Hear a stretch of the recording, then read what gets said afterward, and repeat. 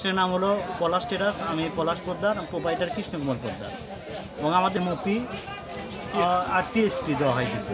আপনি দেখেন আমাদেরকে জেলায় এমওপি সার বরাদ্দ দিছে, এটা আমাদের মানে আরও অনেক প্লেস বৃদ্ধি হয়েছে। মানে সব জায়গাতে পাওয়ার ফলে এমওপির দাম কিন্তু বৃদ্ধি পায়নি, টিএসপির দামও ওই হারে বৃদ্ধি পায়নি। কিন্তু অজ্ঞাত ডিএপি না দেওয়ার কারণে কিছু লোকের হাতে এই ব্যবসা যাওয়াতে এই সিন্ডিকেট মনে করেন এরকম একটা অবস্থার সৃষ্টি হয়েছে। যদি আমাদের বিডিসির মাধ্যমে এটা যদি বিতরণ করা আগের মতো ব্যবস্থা থাকতো, তো ডিএপির দাম অন্তত আমাদের থানায় বাড়ত না আর কি। ভাই আমি হচ্ছে বিএডিসির ডিলার। বিএডিসির ডিলার মানে সিগারেটের ডিলার। আপনার গত মাসে আমরা বিএডিসির ড্যাপ পাইছিলাম হলো 296 বস্তা, কিন্তু অজ্ঞাত কারণে এই মাসে আমাদের কোনো বরাদ্দ দেওয়া হয় নাই, জিরো। মনে করেন যে আমার খুচরা কাস্টমার আছে প্রায় ধরেন 500-700, আমার কাছে যদি 296 জায়গায় যদি 200 বস্তাও দেওয়া হতো, আমি অন্তত 300-400 লোককে বিদায় করতে পারতাম।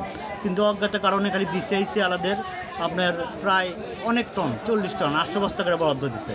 আমরা অবহেলিতভাবে আছি। এই কারণেই মনে করেন বিএডিসি ডিলার এই থানায় প্রায় 15-16 জন আছে, তারা কোনো বরাদ্দ পায় নাই ডিএপি। এই জন্য ডিএপি বাজার একটু অস্থির হিসাবে আমি মনে করি আর কি। কেমন দাম বেশি হচ্ছে মনে হচ্ছে? আমার কাছে মনে হচ্ছে পার বস্তায় 100 থেকে 150 টাকা বৃদ্ধি হয়েছে। ওনারা সেই সুবিধাটা ভোগ করতেছে। আপনি কি সংশ্লিষ্ট ক্ষেত্রে জানাইছিলেন এটা? তারা সংশ্লিষ্ট আমি কৃষি অফিসে জানাইছিলাম, কিন্তু তারা বলছে যে স্পেশাল বরাদ্দ হবে।